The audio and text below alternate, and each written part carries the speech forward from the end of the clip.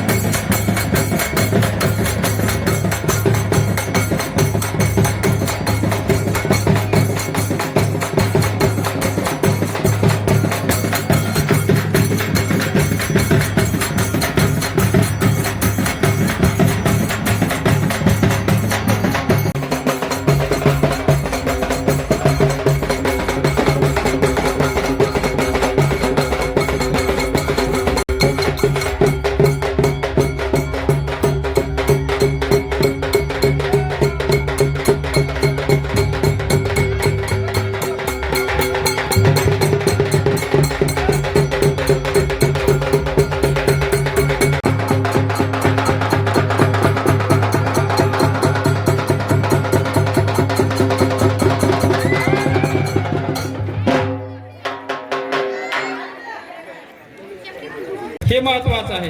परंतु आपण आता पाहतो हे कार्यक्रम आपण युवा पिढीसाठी ठेवला.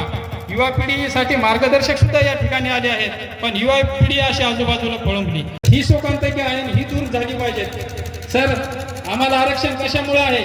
आमच्या सामाजिक गुजरेपण आहे. आम्हाला वाटतं तुमच्याजवळ नको, तुम्ही काहीतरी आम्हाला धोका देता, त्याच्यामुळे आजूबाजूला असे जवळ काही नको. तर ह्या गोष्टी आम्हाला कुठेतरी दूर कराव्या लागतील. जे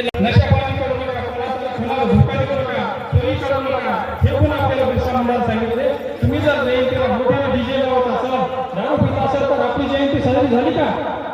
झाली साजरी? तिथं महिला कार्य केले पाहिजे. नाही तर आपल्या याच्याकडे आई वडील घरून पैसा द्यायचा, आपण तिकडे जाऊन तो पैसा कुठेतरी खर्च करायचं, या पद्धतीने जर होत असेल तर ते शक्य होणार नाही.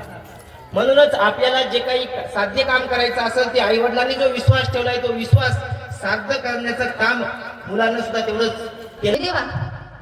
ऐक ना, तुझ्या लेकराला तुझ्यासारखा विचार करण्याची बुद्धी काय दिली नाही देवा?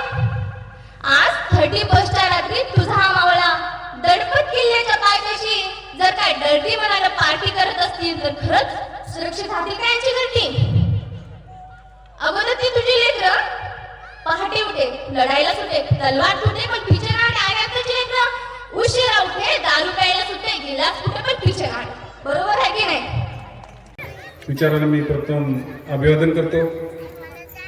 आजच्या या जलालदाबा येथील या कार्यक्रमाला मार्गदर्शन म्हणून उपस्थित राहिले परभणीहून आलेले खास भोगे सर, आमच्या कर्नूलचे मस्के सर, पहिल्यांदा